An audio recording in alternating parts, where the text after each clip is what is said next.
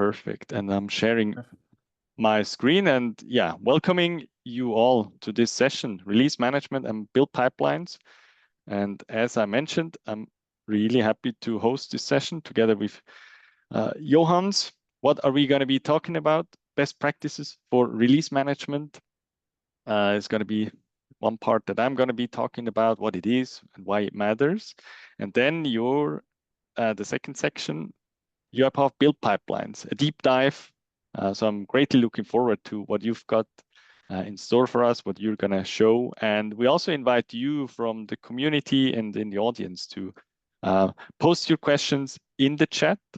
Always, we'll try to answer them as we're going, or we'll pick it up either after each section or then towards the end. That's pretty much that. We're also keen to learning who you are. So if you want to tell us where you're from, maybe, and we've got a short survey prepared as well. But maybe for starters, who are you, Johannes? Yes, thank you, Roman. Thanks. Hi, everyone. Good afternoon.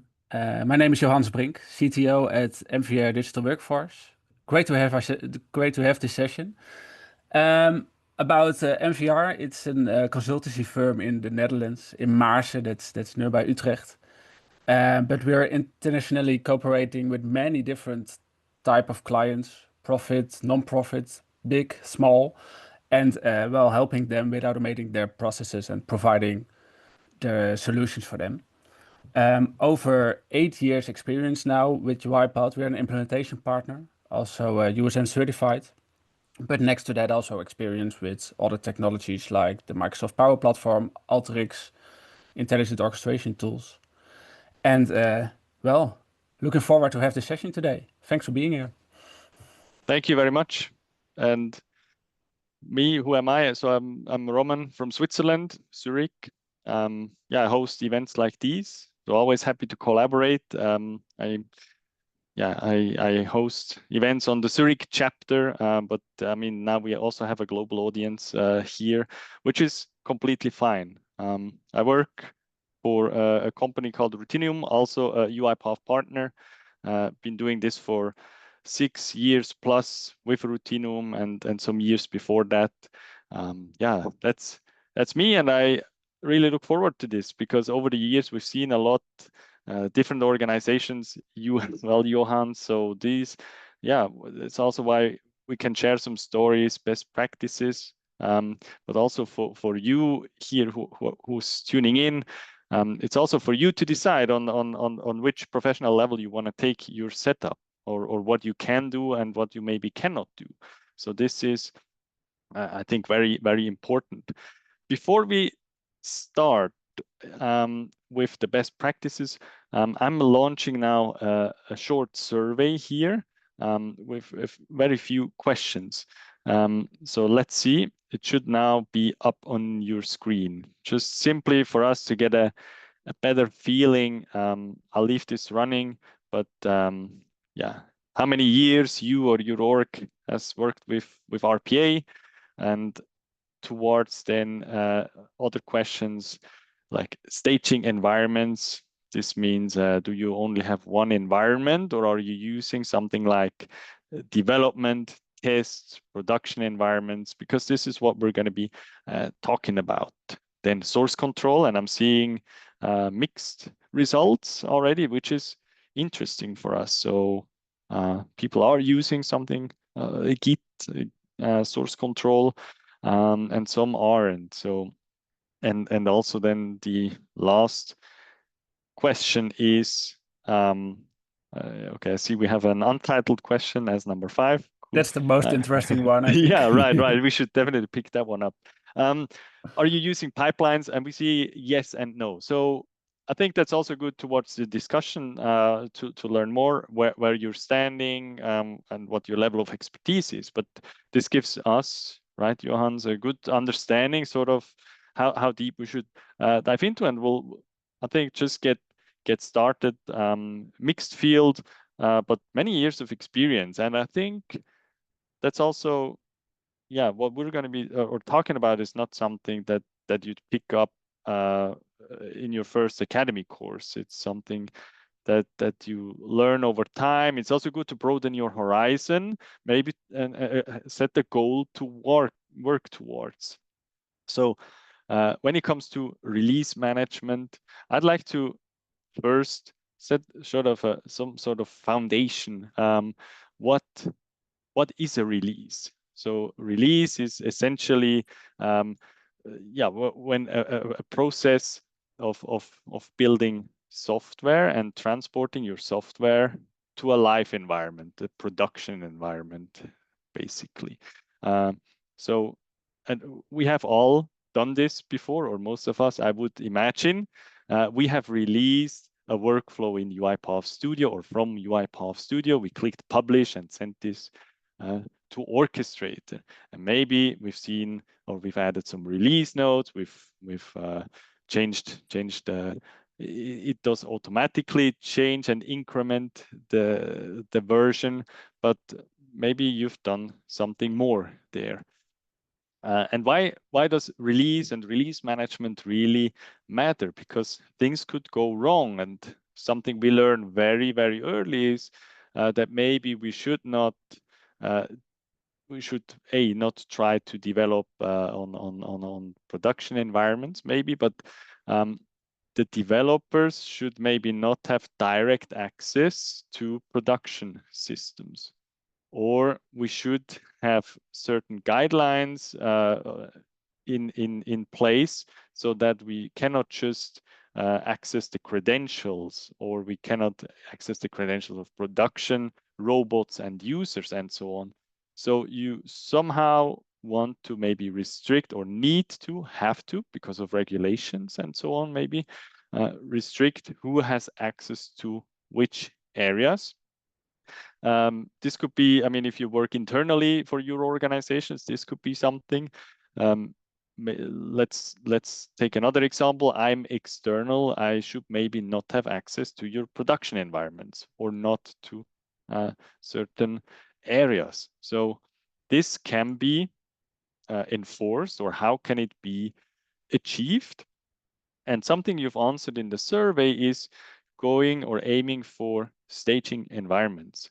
When you first start, you usually have just your default tenant when using UiPath, and you just start, you release and so on. But you can or should segregate the environments. And what we very often see actually is the simple distinction between development and production. But there can be other scenarios where in between you would have something like test quality and then the production. I have an illustration which will also help me dig into this a little bit further on the next slide. And we have seen in the survey that many of you are, well, it's 7 out of 13 who have answered that said, yeah, we have exactly a dev and prod. And some have more than 2. I've also seen maybe a lab environment. So for testing the very new releases, what's coming, this would even be before the development environment. So that's this. And important terminology, source control, Git, is important and can be very, very helpful to you. So it's not just where you store the workflow and the code, or the UiPath project folder in the end, but also how you can collaborate with someone else. And this can be enforced, or that you say, look, we have to use Git, we have to use this in order to publish a process. And there, other concepts, also what Johannes then is going to be presenting, there's more advanced stuff like branching. So we do not, as we mentioned with development, you do not push directly to production. Same goes for source control, where that there is a master or main branch, and this is what's reflecting what's on production, but we are not allowed to push there directly. We need to find consensus or a merge, and only that after approvals is being released. So this helps a lot, going through certain policies and having compliance in place. That's an important factor. And then I think easiest to understand is having roles or RBAC, role-based access control, so that not everyone is able to do everything. So that's, I think, also easiest to understand, that we are not able to do this, but we are able to do that. Developers can do this, but cannot do or delete or update something. This can be restricted and therefore also enforced. Right. And something else about enforcing is that we can, so packages, but this gets a bit more technical, but you are using, so your UiPath project has different packages, dependencies, and you could even enforce that only certain packages are to be used, specific versions, because even packages, they have sub-dependencies, and yeah, those activities, they're using those libraries, etc., which could or shouldn't pose, of course, a security risk, but they might need, depending on your org, go through certain protocols and checks, and your organization might only allow something or packages that are listed not on the public feed or the marketplace by UiPath, but that are in your internal like Artifactory. So that's one thing. Then to illustrate the staging environments, segregated environments. So, and also to highlight sort of where is which role. Yeah, let's take the RPA developers. They would be, yeah, in the development environment.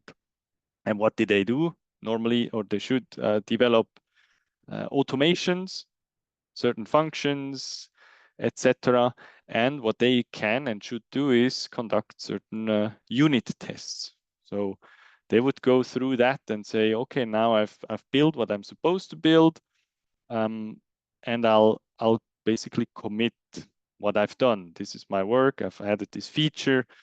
Let's send it to the next stage after testing, maybe locally, or yeah, in a reduced manner.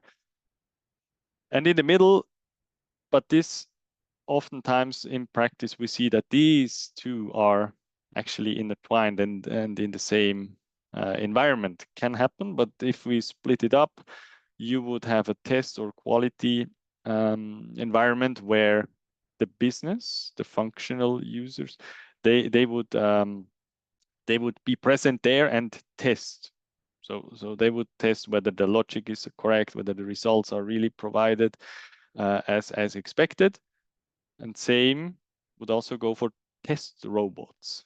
So we could use, I mean, it could also to a certain degree be employed or deployed in the development environment, but here, yeah, you could have automated test robots conducting also in a test quality system, you would imagine whether everything is going correct. So it doesn't necessarily or fully have to be manual testing. It could also be automated testing.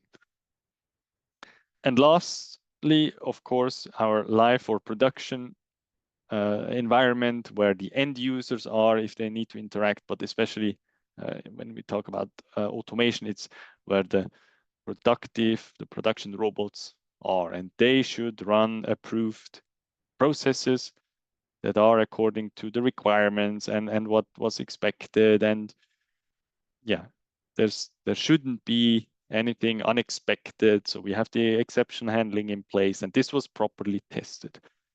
So this helps. And also now to, again, visualize who should have access to what. So potentially an RPA developer should not even have access to or should not know the robot credentials of a production robot. So this can be restricted or should potentially be restricted. So that's to sort of showcase the benefits of having different environments. Generally, when we talk about releases, it is recommended that you know what the release is and how you handle this. So a new release doesn't actually matter whether it's a new process or whether it's a change. Both need to go through certain protocols, tests, approvals. So even a change should be requested and adjusted. And something else, what this provides is having audit trails. So who has done what, and what did you commit? And something else that you could add to this is whether you're using a ticketing system. So a change request is raised and you have an incident number, for example, or a change number, and you could include this in your release. So it's linked to what you actually what you got as requirements. So this can be used, and this together goes into some sort of, well, a concept, Git and release guidelines. What's versioning, and here many can relate probably. If you go to your package manager, you maybe have a version of whatever automation, version 1.0.110, but this is just very, very small increments, whereas you should maybe divide and say, okay, maybe it's a major release, and so on. It's not just a small fix. So having these numbers, 1.1 version 1.1 point whatever, stands for something and can be better used. Also, if you've undergone legacy to Windows migration, maybe you should raise the major release version instead. So this helps you a lot also, and so it's auditable and understandable what the individual releases were. And then conventions about release notes, but commits also. I mean, this goes towards software engineering and a more professional approach. Branching. So what is a branch on source control? How should they be named? But this will help you a lot in having things in order and traceable what happened. Then you could somehow have or incorporate in your release process an approval or sign off, whether it's digital and really who is the process owner, the business owner. Are they okay? Are all flags okay? All tests pass, but the output also looks good. So you need a proper sign-off, and this shouldn't be the developer himself or herself. And this effectively helps, with auditing what happened. But there's of course also, or should be, other instances who changed what, when, and why also. But I'm not going into these full details of auditing the UiPath platform, basically, who changed an asset and when, but this could be a necessity depending on your requirements. And this sort of, again, as mentioned with the packaging, you could also enforce who's using which studio version. We are now using version 24.10.8 or something, just to make sure your environments are in line and not someone's using a newer pre-release studio version, community edition, whatever. So this can be enforced by the virtual machines, the sandbox environment where people develop, but also via top down from the orchestrator. Now I've got two more inspirations here. Something about unit tests. So this was a little bit, just text. Now I've got a screenshot for you, and maybe something for you to decide. How are you really using tests in UiPath Studio? So what you're seeing here, and many of you should or might be familiar with the Robotic Enterprise Framework, the REF framework. That's that. What I have here is So in the framework, you have a folder called tests. If you've never looked at this, maybe you should go and take a look. There you have separate tests for, well, yeah, different states of the RE framework. But you can also incorporate your workflow tests or modules that you build. And a recommendation is to have unit tests for the separate workflow files you are building. So what you're seeing in the screenshot is actually my when step. Here I would invoke my specific workflow, maybe to get data from my SQL database or to post something. And what this helps also is, which is always a problem, you have the config file here, which is already invoked and is available for your execution. So using tests, cannot stress this enough to try and build those. And then there's something also, I mean, not when we release, not everything has to be checked by a human or a human reviewer. You can set workflow analyzer rules and define them by whatever you need, how strict you want to be or should be. But here you have many rules, so you don't have like the one highlighted here. Default activity names shouldn't be used. They should be unique and so on. So they will throw a warning or even errors, so you are not allowed to publish your project. So this is something to look at or to mention. Many of you might know that already, but it's also a part that Johannes can incorporate in his pipelines. Then I'm not going into these details. I'll leave this also on the slide. The slide deck is available on the it's going to be available on the event wrap up on the event page. And this was generated by ChatGPT, so it mustn't be fully correct, but it can give you an overview of maybe some checklists of what should be or what's important in different phases. So I have 6 major points in total on 3 slides, but I'll leave it at that. And now I'll just briefly check if there are questions, just making sure. Johannes, you've got or covered one, another one was answered. So I think we're good. If you have any questions, just go ahead and I'll also answer. And Johannes, I think I'll hand it over to you. I'll stop sharing so you can share your screen. Thank you very much. Thanks, Roman, and very glad that you said all this because it's we can build on the basic principles you just mentioned. I would like to encourage everyone that jumped in later to also answer the questions. And I see that for a part of you, this might be a relatively new topic. And for some other ones, it might be a well-known area.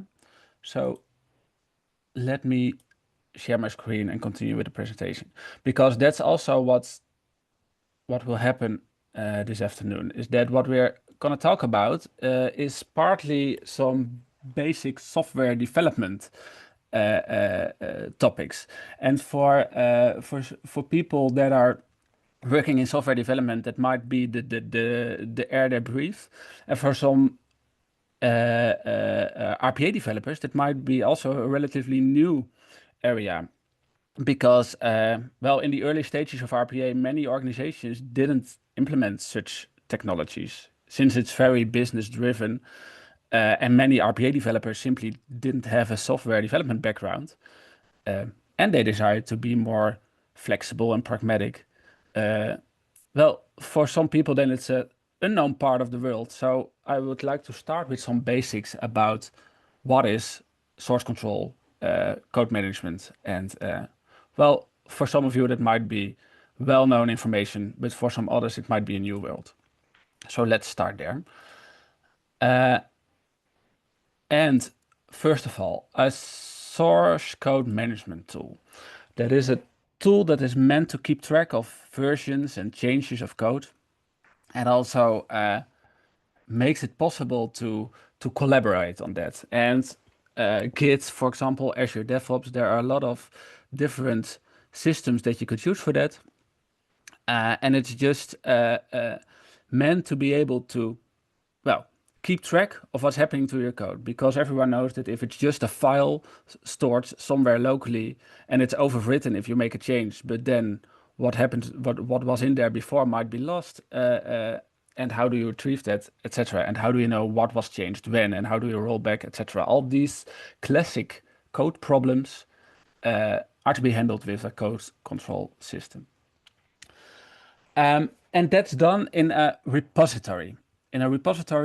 And I saw that almost half of you is using a repository, because in the context of RPA, when people start with UiPath, they're just working in a project folder and just saving and just, well, developing a new part and save again, and maybe make a copy of a specific XAML just to keep track of what they change. But well, working locally for many RPA teams, working in a local folder is still daily practice, and you can get a lot of trouble out of that. I know I've heard very often situations where people have to extract a package from the orchestrator again to create a zip file from it, unpack it, for those who didn't know that was possible if it's not compiled, and then retrieve the old XAML files just because they lost the original ones.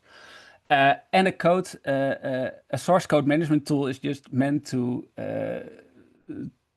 avoid these kind of problems, and of course to make it possible to work together on it. And if you're ill the next day, that your colleague can take the code where you left it. So working in a repository, well, for many UiPath users, it's quite easy to incorporate that in your daily practice, working in a repository. And yes, I see that's the very basic of code management. But then the next level is then that you can work in branches. And well, UiPath Studio can really help you to see what's changed, for example, compared to if you make some changes in a specific version and you're connected with a Git repository, then it can be really insightful to see what has changed in which file. And in working in a branch, that's just good to understand, because it's a concept that's for some people quite difficult if they're thinking in a linear way about versions and their code. So let me briefly explain what a branch is. As you can see in the picture here, there's a purple line where's main, and we will call that the main branch. And a main branch is just what you could say the most important truth of your code. It's the latest version, it's the latest live version at least, and well, that is what you think that is the most important version of the project you have. But if you want to make a change or update your code, that doesn't mean automatically that you want to change the main branch with every commit you do, because you might not be entirely sure that the change you're working on is good enough to incorporate in the new release of your code. So that's why you can fork on the main branch and just create a separate line next to the main branch where you can work on your changes. In a basic situation, that is called then the development branch. That's where you're working on.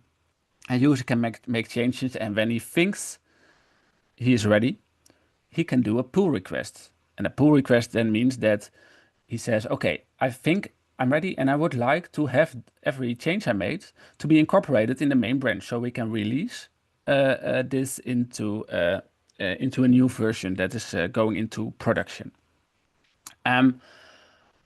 Depending on the structure in your team and the policies you're working under, there can be a situation where a pull request then has to be reviewed, for example, by some senior developer, and to make sure that everything is right into your new version, maybe some new commits have to be added because not everything was right.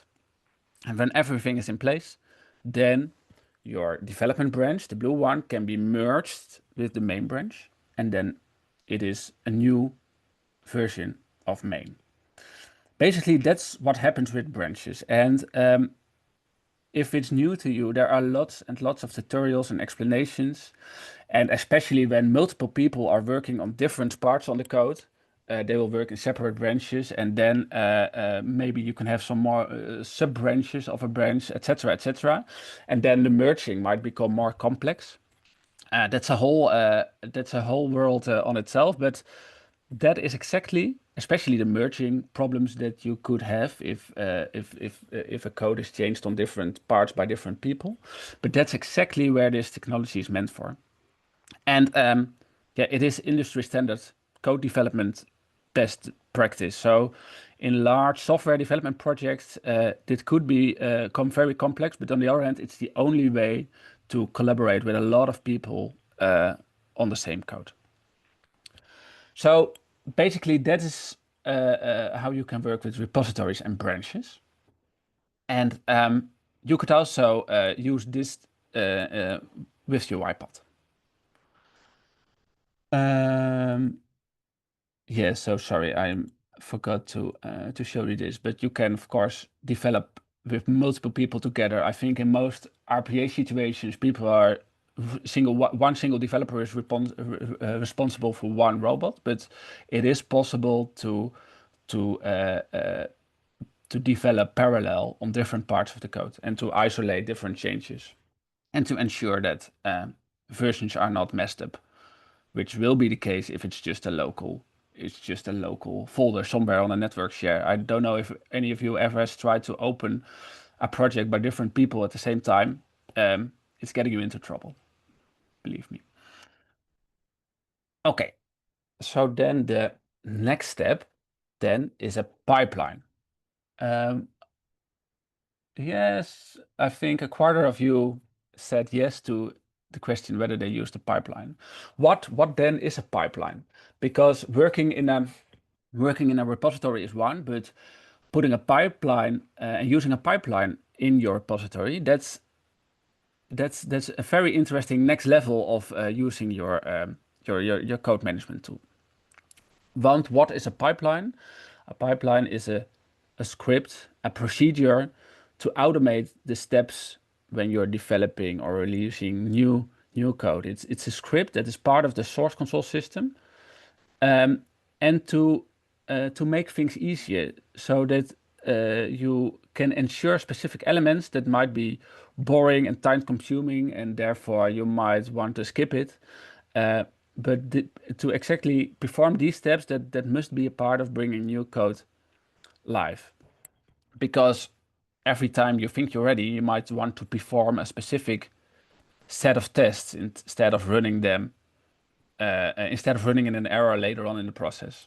So that's what a pipeline is meant for. It's another part of automation, and we're all familiar with that, but that's then automation in your process of building, testing, and deploying your code. It automates each step that is required to process and deploy the changes you're making. And what then is good in the pipeline? It ensures that it's consistent and it's repeatable. And if you're building a good pipeline, then you can be sure that every time exactly the same steps are taken. And well, that's very convenient, and it might be difficult to set it up right, but when it is, it can be really helpful in doing with every new version of whatever, making sure that everything is put in place there.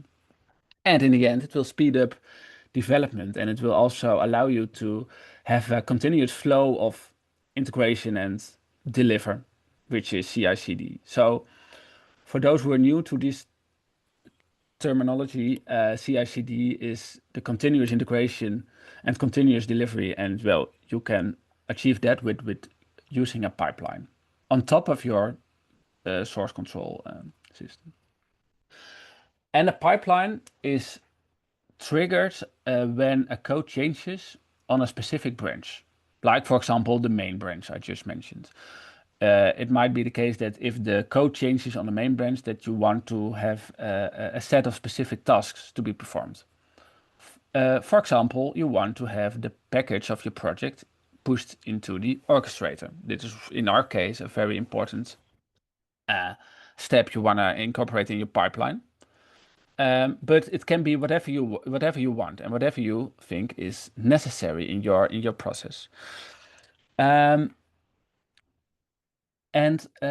you might not want to have that step where your code is packaged and published into the orchestrator. You might not want to have that in your development branch, for example. So you could differ between pipelines, because if you're developing on something, you might not want to have it in the orchestrator, at least not in the production orchestrator. But when you're committing on main, that might be the pipeline. So a pipeline can also differ between different branches, and it triggers on a specific branch in your repository. So that's not yet very specific UiPath related, but it's the same technology we are relying on. And why would you like to use a pipeline? Well, I already mentioned it could increase your efficiency, but it could also ensure some automated quality checks in your process. And they could be automated and performed on every piece of code, so you know right away when something is wrong and not when you run into an error later on, for example. It is also possible to enforce and to trace then certain approvals. For example, if there is changing something on production, then you might want to have an explicit approval from some of the senior developers or the product owner, whatever. You can ensure that in your pipeline and say, okay, this team, this group of people need to approve before this stage is entered. You can see in the screenshot below, a pipeline is separated in different stages. You can define them how you would like them, and you very often approvals are set up for entering a separate stage. Another important thing is that you're able to have the versioning control between the orchestrator and the repository right. Because what happens every now and then is that people publish their process to the orchestrator because their studio is connected to the orchestrator, and then you really hope that they also will commit their changes to the repository. But you're not entirely sure. You're dependent on the good behavior of the developer if they're also making their commit after they publish their process to the orchestrator. If you're putting everything into a pipeline, then you can ensure that processes that are in the orchestrator are always up to date and stored in the repository of the same project, because it will be the pipeline that handles the publication to the orchestrator and not the developer itself. So that is also very important, because then you can ensure that everything is traceable and up to date in the repository. You would never need to download a package from the orchestrator. You can deliver faster, and it would be easier to collaborate on different workflows. Okay, in the basic context of UiPath, most of you would be developing in Studio, and when you're ready, you press publish, and UiPath Studio will create a NuGet package from your workflow, and it will be published to the orchestrator. And then it's there. But how would this look like when you're using a pipeline? Then it's not like this, but then from your studio, you're committing on your changes. You can set up a new project and make sure that it's the team button in Studio. You can make it part of a repository. So then the flow you're working on is linked to a Git repository or some other technologies. UiPath understands some different technologies for that. And then when you want to commit at the end of the day, or at the end after a few important changes, you can commit on that, and then your changes are propagated to your source control system In most situations, that would be then in a development branch where you're working on. But otherwise, people are also committing on the main branch very often. But that's what happens when you commit. Then your source control system is having the new version of your workflow. And that could result in a pull request.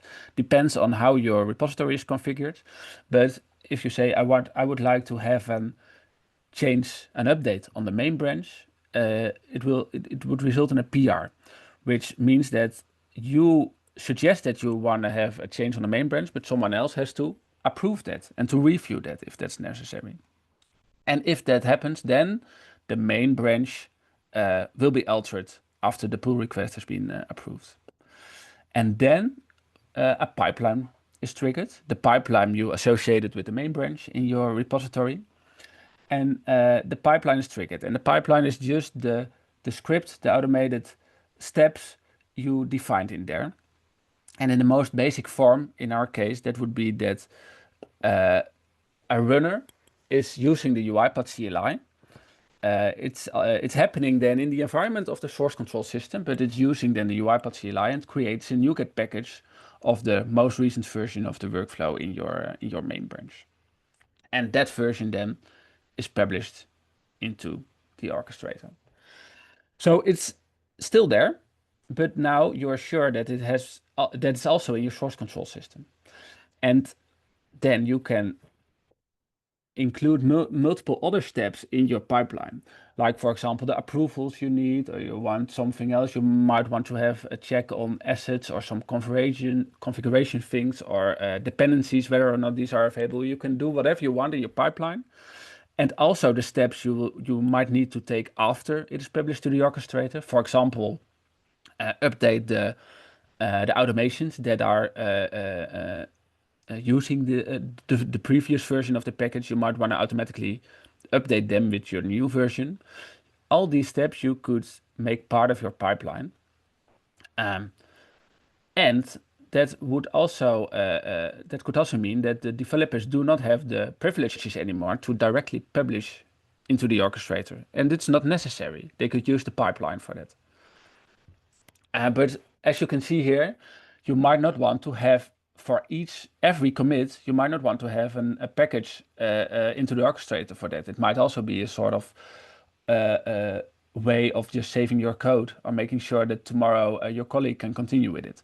So that means that a pipeline that is associated with the main branch is not always relevant for the development branch. And some other checks might be part of a development branch pipeline. So you could differ in that. That's important to know. All of this is independent whether or not you're using a cloud or an on-premise orchestrator. A cloud orchestrator behaves the same like an on-prem orchestrator. It's just that you have to establish a connection between your source control system, which also could be a cloud solution or an on-premise solution. You should be able to establish a connection between the two of them.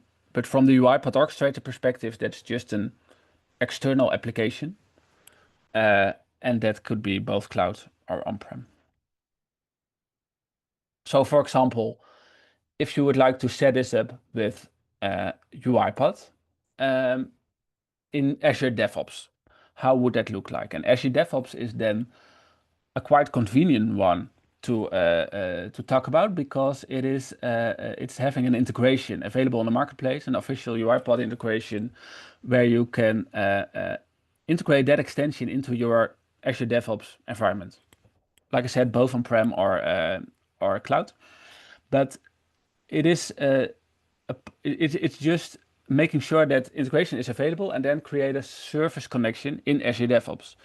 And that service connection is just requesting for the information you will have when you create an external application in UiPath Orchestrator. And then it will result in a service connection you could use in Azure DevOps. Like you can see here, UiPath Orchestrator production. And the interesting thing is you could establish more than one service connection. For example, one for acceptance and for production. So both acceptance and production then could be part of your pipeline. and you're not dependent anymore from the studio where your developer is connected to.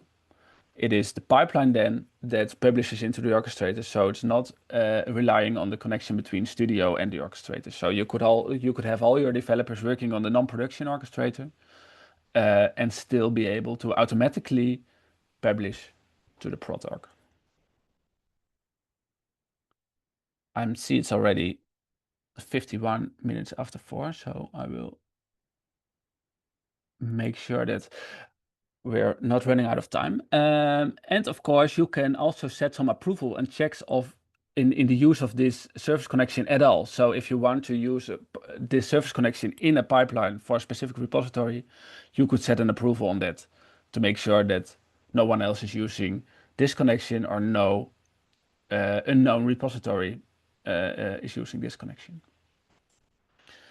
But if you would like to use GitHub and GitHub Actions, which is comparable, there's then no UiPath plugin available for GitHub Actions, but there's still a very good unofficial library and tutorials available. I will show them in the latest sheets of these presentations. There are some links to tutorials, both for Azure DevOps as for GitHub Actions. But there you can set up a workflow in GitHub Actions, and it's the button here in your repository, and there you could define the same kind of pipeline. And there's a dependency for the UiPathCLI, but that can be included in the workflow, and that would then run on the runner that GitHub has available for you. It will download the UiPathCLI there, and then the same steps will be taken there. And then, of course, use your GitHub secrets for your connection settings and use them in the steps. But you could also have a very modular way of working where you say, okay, I want to have this part of the pipeline to rely on another, maybe pipeline repository, which it executes. So like you might be used to with your own development parts, that's also possible, of course, in a pipeline. So basically, in many organizations, the pipeline for a normal UiPath workflow is very basic. It just says trigger our pipeline template based in another repository.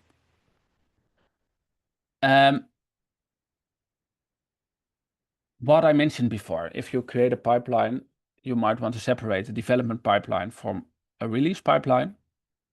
In your repository, and the screenshots you see is from Azure DevOps, you just have to create a new pipeline and make sure that that is tied to the repository that might already be in Azure DevOps, and then define there the stages and create steps that you want to include in your pipeline. And in the basic scenario, you just want to package your workflow and publish it in the orchestrator. But like you can see here in the tasks, the UiPath integration of Azure DevOps has many other tasks. And if you click that one, it will help you to configure that right. But in the end, if you press add, it is just the YAML configuration that you will see on the left part of the screen. So you have to get a little bit used to YAML configurations, but then you will have it there, and it will operate as you define it. And of course, like every other, it's another kind of development and scripting here. So you will run into some problems, and you will have to debug that, and it's a whole different kind of area. But if you're getting used to that, you can really let it work for you. And the same goes with GitHub. There you don't have the predefined tasks, but well, like I mentioned, the tutorials can really help you to use the UiPathCLI and just working with variables and executing specific actions from the UiPathCLI, and then it can really help you in automating parts. And you then could enrich the process. And for each organization, I would suggest please start just with the basic principle where the pipeline is handling your production or handling your packaging and deploy and publishing into production. But when you're getting used to that, when your team is getting used to that, because that's also a very important part, that the people know how to work with it and that they do not work around that if they are unsure about what happens or what will happen, and they might even not have the rights to do so. But if everyone's used to that, you could enrich the process. First of all, it's much easier to work with multiple orchestrated tenants because your pipeline could have multiple service connections, could do both the publication to the non-production orchestrator and after the right approvals, do the publication to the production orchestrator. That's much easier because what also happens is that organizations are using one single orchestrator and then using that for both production and non-production, and that is possible. But really working in segregated environments, well, the use of a pipeline can really make that still comfortable, even if your production orchestrator is in another network segment, for example. Yeah, like I said, you're not dependent on the studio connection. Everything you're doing or everything that's happening is more traceable and structured. And it could also perform some checks in the workflow, like the availability of dependencies, of versions of dependencies. They could be, since the project JSON it's just a JSON file in your workflow folder, you could use your pipeline to extract certain elements. And you might want to check whether a specific version is available and block if that's not available. So in an early stage, it already makes clear if you will run into troubles later on. It could check for naming conventions. Roman already mentioned that. You could use the workflow analyzer for that. You could do that from within Studio, but also in your pipeline, which is much more convenient in my experience. Check for the availability of assets, for example. If you're moving to another environment, then very often the required assets are not available immediately. You could also automatically trigger tests, depends on your process, of course, but if you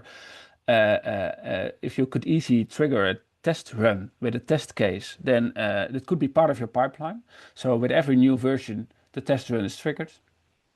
Include notifications or approvals for different stages.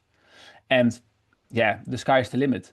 The UiPathCLI provides a lot of possibilities. You could use PowerShell scripts. You could do whatever you want on your runner. You just have to think about it and make sure that it works.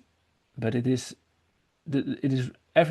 you could really let your pipeline work for you and for your team and ensure the different stages. And in my experience, it's in the first phase, it feels very bureaucratic sometimes or inefficient to use this. But if a developer is getting used to that, it is easier and more stable and structured. So I managed to finish before 5 o'clock.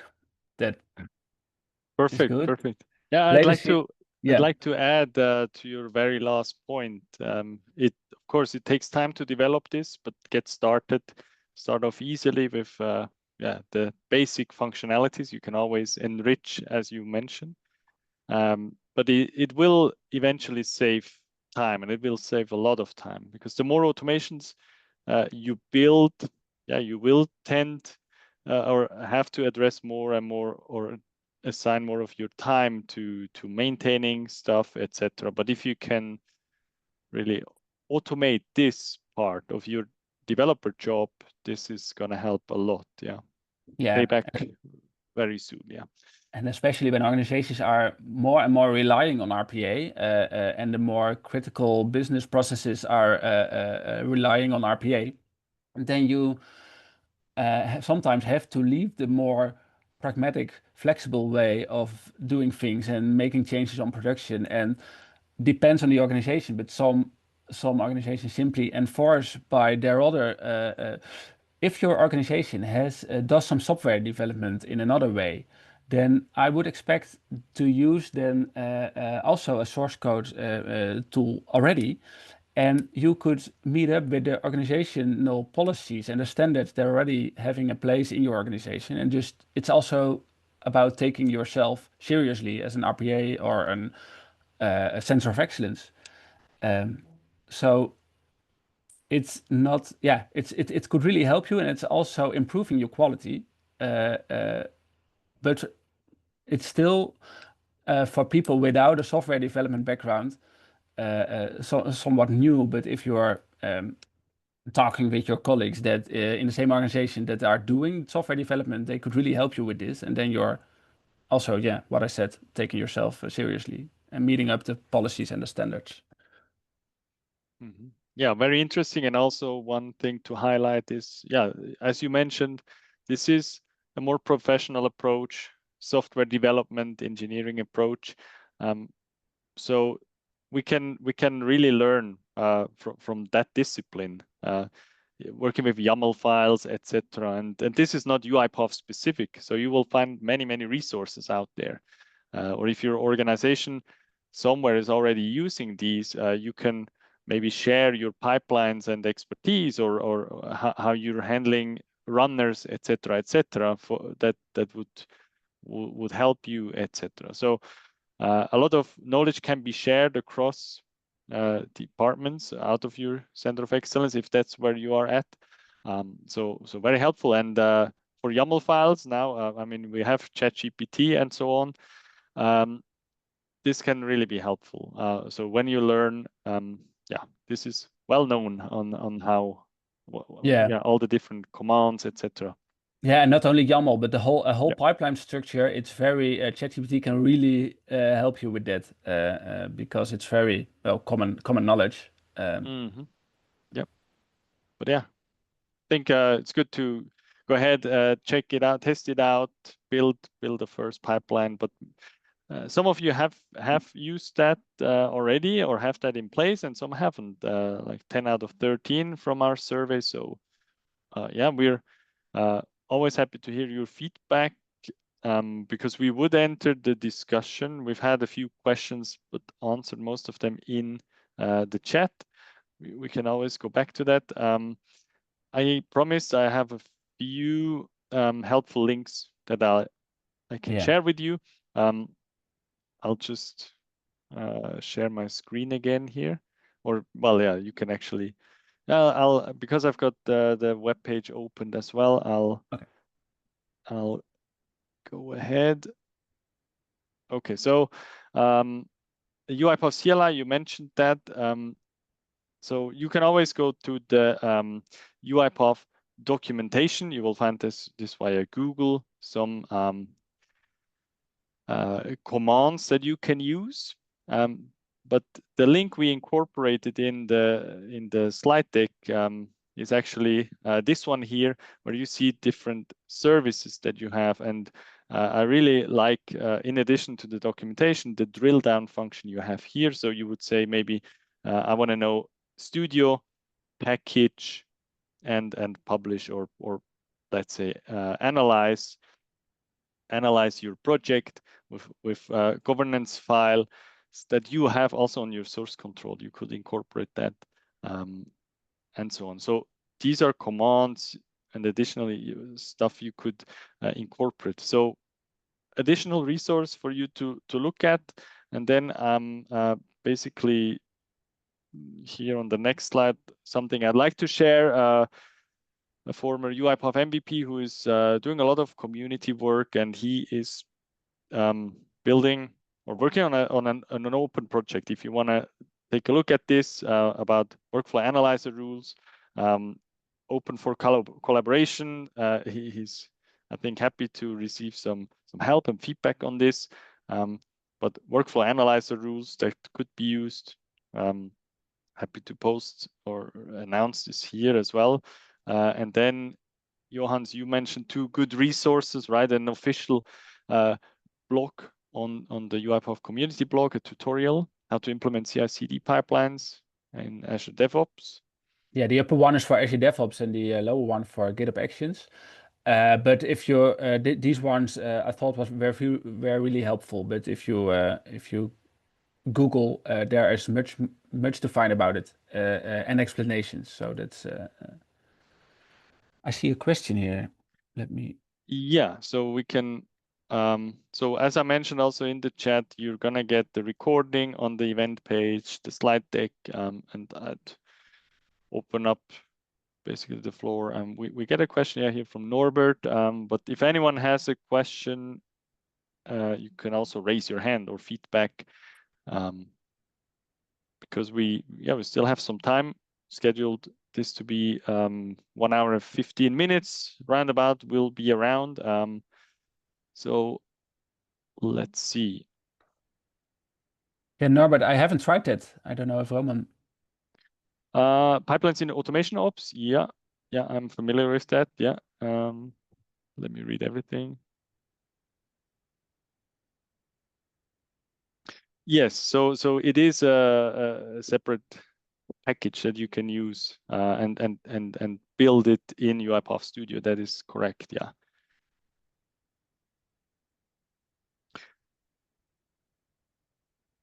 We also, I mean, automation ops, right, is not available for everyone.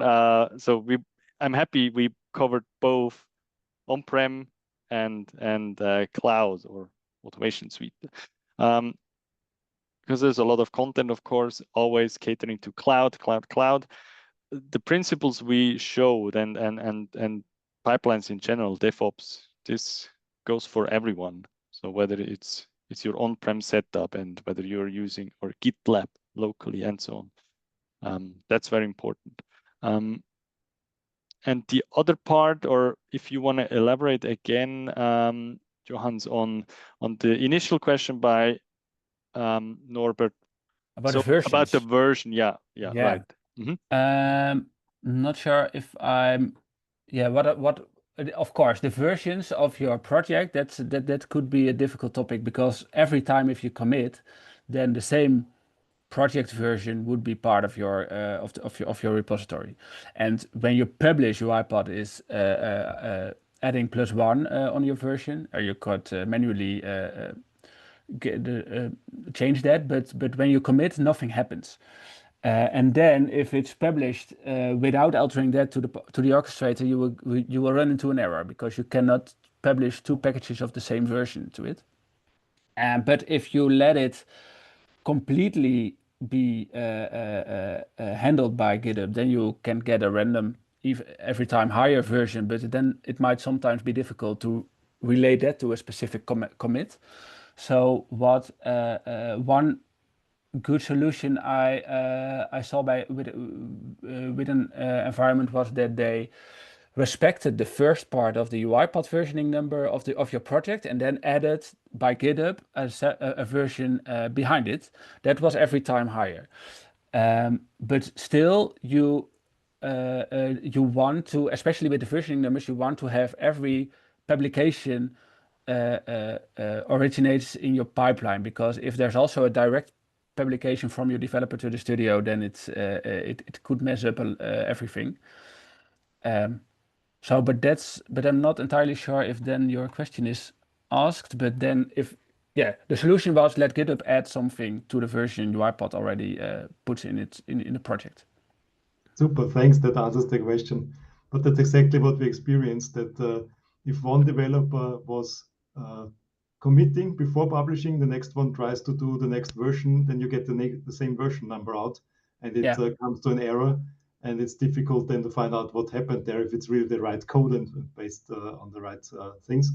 So we didn't enforce the rule that you have to commit before publish. We rather publish and then commit to have the right project JSON in the repository.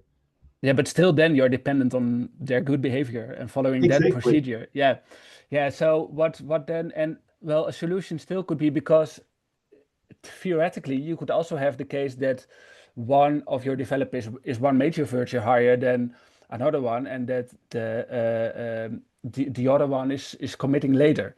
So then you still could have a sequentially problem in your versioning. A solution for that could be that GitHub could also define the complete versioning number. Then it would also be chronically increased, but then it might then be difficult to relate it to a specific commit. But what you could do, of course, your pipeline, you could let your pipeline do everything you want. So what then also could be a solution that you, for example, put the commit tag into the project JSON that is before it's packed and put into the orchestrator. Then it's not part of your repository project.json, but it's part of the project.json that's in the package into the orchestrator. So then you would ensure that you would always be able to link it again. Cool. Yeah. And then you're there. Yeah. Nice. Thanks. Perfect. Cool. Any other questions? I think at least from the chat we've covered everything. Yeah. So if you have any questions or feedback or question maybe from my side, also future topics, maybe future webinars, something that's of interest to you, always happy to hear that.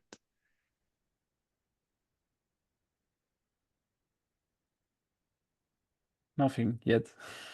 All is good. All is good. So yeah, I guess, or we could, yeah. Future topics, I'm always interested in operating bots at scale, as this is something that is, I think also by UiPath, not always in the focus. So what are the tips and tricks to really operate bots and maybe even develop them in a right way to operate them easily? But it's a big topic, I know. Yeah, right. Yeah, maybe we could see what that really comprises. I know, I mean, I know you, Norbert, and as you also mentioned in the chat, but yeah, you have a larger setup definitely. So yeah, those questions arise. Yeah. But great session. Thanks a lot for it. Thank you. Yeah. So operating, yeah, maintenance always a thing. Version of machines and so on. Yeah. Cool. Good. Nuno is saying he's always learning. That's great. Awesome. Good to hear. Great. Okay, I guess, yeah, I've also posted, if you're not connected yet with Johannes or me on LinkedIn, I've posted those. Feel free to reach out to us. Any questions also in the aftermath. But then I'd like to say thank you, everyone, for joining and also for the questions. We had an active chat and to a certain degree a discussion. That's great. And thank you, Johannes, also for the preparation and the session. It was really insightful. And I think a very important topic and really in line with what we saw from the expertise from the audience a few years, but they are going towards these topics if and some have even incorporated that already.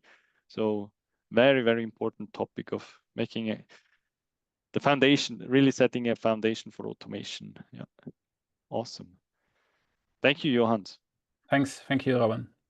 And So thank you all. A lot of people are leaving already, I see. So have a great wonderful day, I think. Yeah. Thank you. Have a great day, evening, remainder of the week. Thanks so much. And yeah, hope to see you again soon. Thank you. Bye-bye. Thank you all.